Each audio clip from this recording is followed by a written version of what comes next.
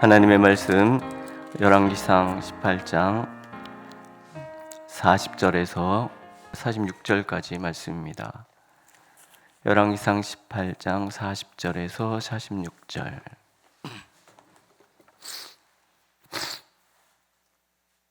한 목소리로 읽겠습니다. 40절.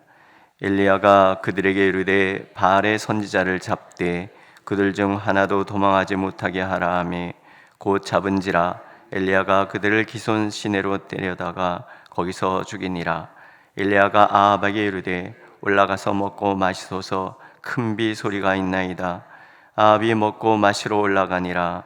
엘리야가 갈멜산 꼭대기로 올라가서 땅에 묻고 엎드려 그의 얼굴을 무릎 사이에 넣고 그의 사환에게 이르되 올라가 바다 쪽을 바라보라. 그가 올라가 바라보고 말하되 아무것도 없나이다. 이르되 7번까지 다시 가라.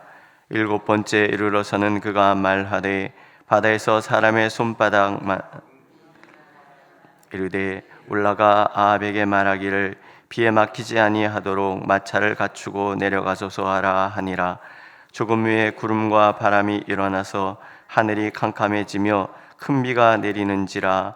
아합이 마차를 타고 이스르엘로 가니 여호와의 능력이 엘리야에게 임하매 그가 허리를 동이고 이스라엘로 들어가는 곳까지 아합 앞에서 달려갔더라.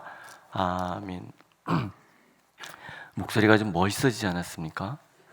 평소 목소리 높은 소리가 안 나서 자연스럽게 낮은 소리가 되는데 제가 부러워하던 소리였거든요. 이렇게 굵은 베이스 소리. 하나님께서 여러분을 사랑하십니다. 되게 은혜스럽죠? 이 소리가 훨씬 은혜스러운데. 믿음은 기다림입니다. 그 기다림은 사랑에서 오죠. 사랑이 쌓여갈수록 우리의 기다림은 더욱 담대해지고 견고해지는 거예요. 하나님의 약속은 우리에게 용기를 줘요.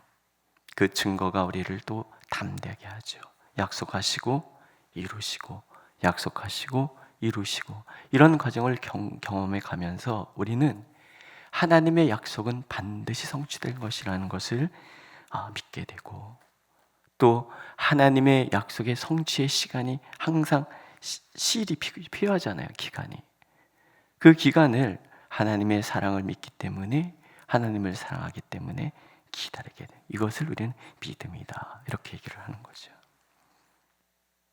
하나님을 신뢰하기 위해서 우리는 두 가지를 해야 돼요. 하나는 나의 모든 경우의 수를 다 없애는 것이고, 또 하나는 하나님 앞에서 겸손히 기다리는.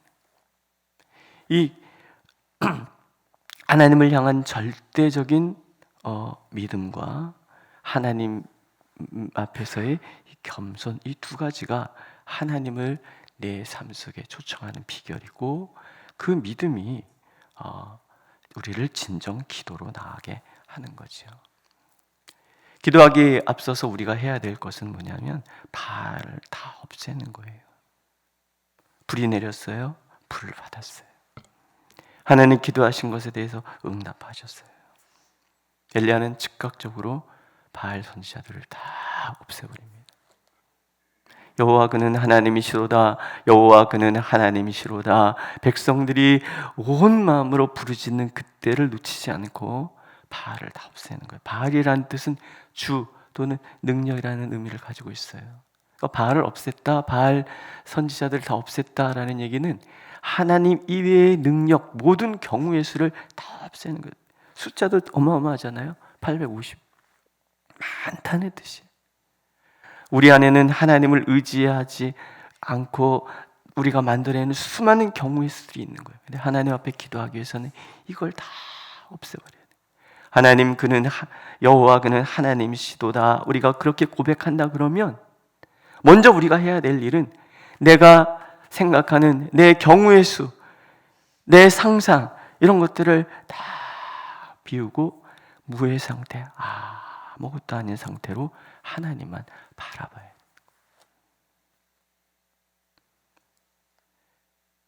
엘리야가 기도를 이제 시작을 해요. 갈멜산 꼭대기로 올라가서 기도를 합니다.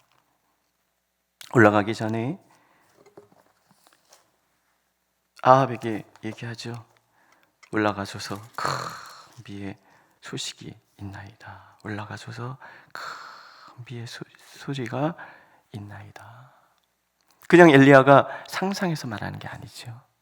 하나님께서 엘리야를 다시 이스라엘로 보낼 때 주신 약속이 있어요. 가라, 내가 비를 지면에 내리리라. 네가 아합에게 나타나면 내가 지면에 비를 내리리라. 이 모든 가뭄을 끝내주리라. 지금 하늘은 청청해요. 구름 한 점 보이지 않아요. 사원이 올라가지 않아요. 한 번 올라가고, 두 번 올라가고, 세 번 올라가고, 6번 올라갈 때까지 하늘에 구름 한 점 없이 청청해요. 그런데 그 상황에서 엘리야는 피둠으로 아합에게 외치는 거예요. 올라가소서 큰 비의 소리가 있나이다.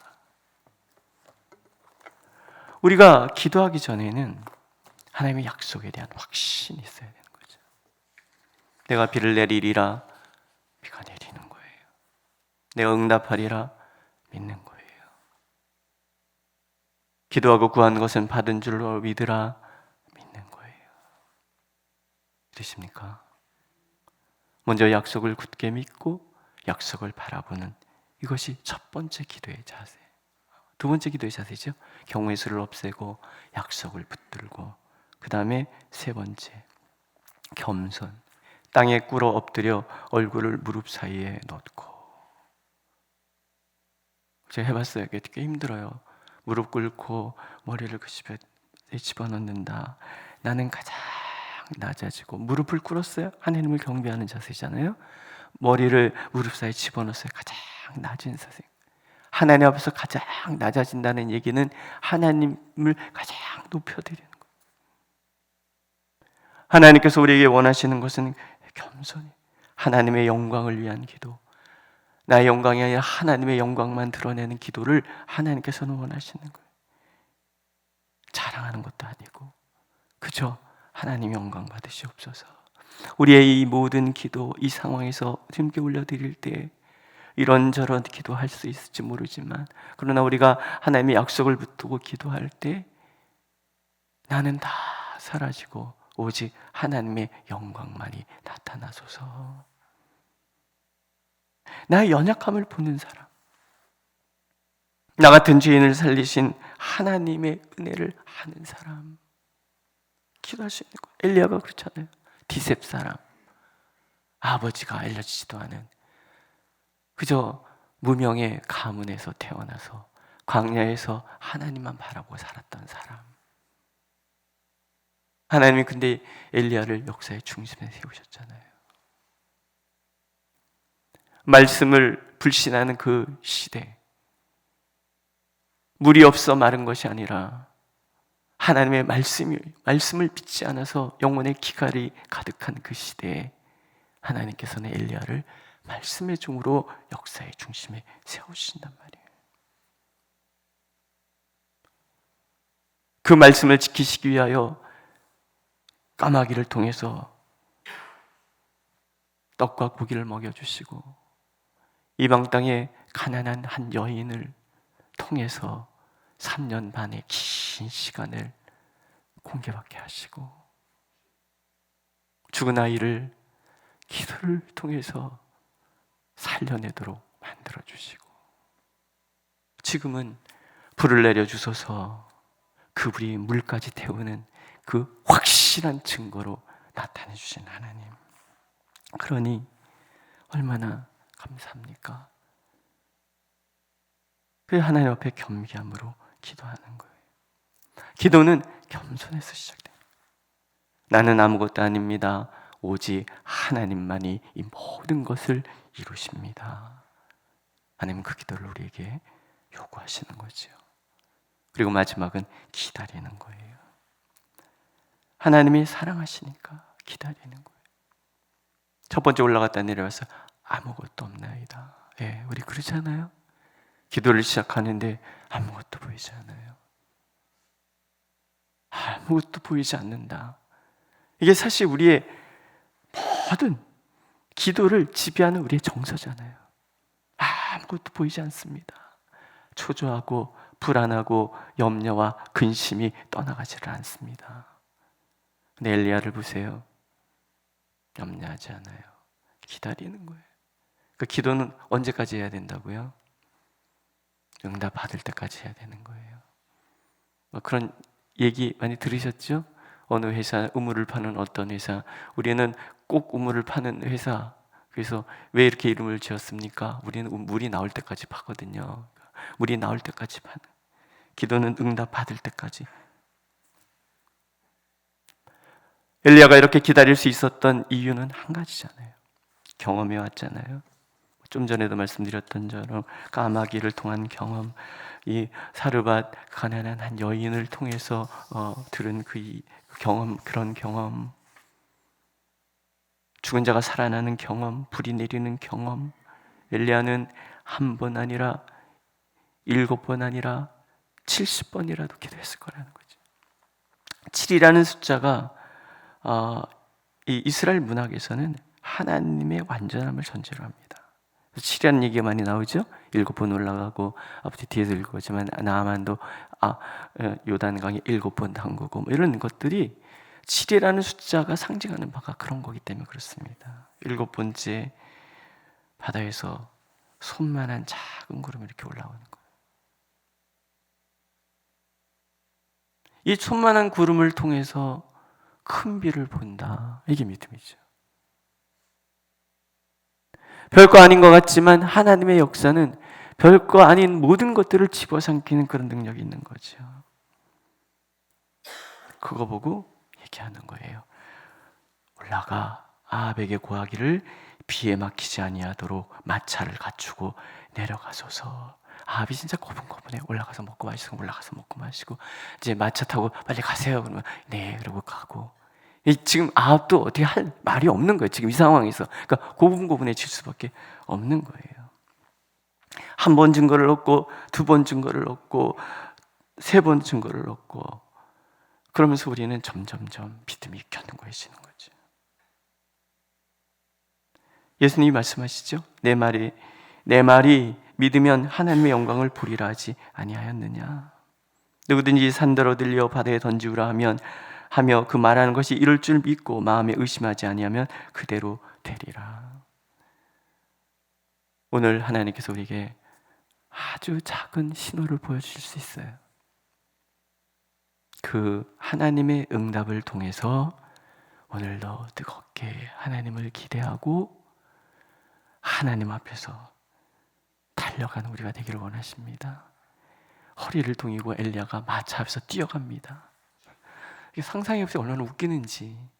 마차가 툭툭툭툭 가는데 앞에서 뛰어가는 마라톤 선수도 아닌데 뛰어가는 거예요. 말보다 더 빨리 뛰어가는 거예요. 하나님의 영에 사로잡혀서 뛰어가는 거예요. 신나잖아요. 하나님이 지금 말하는 대로 다 이루어주잖아요. 그러니까 앞장서 뛰어가는 거예요.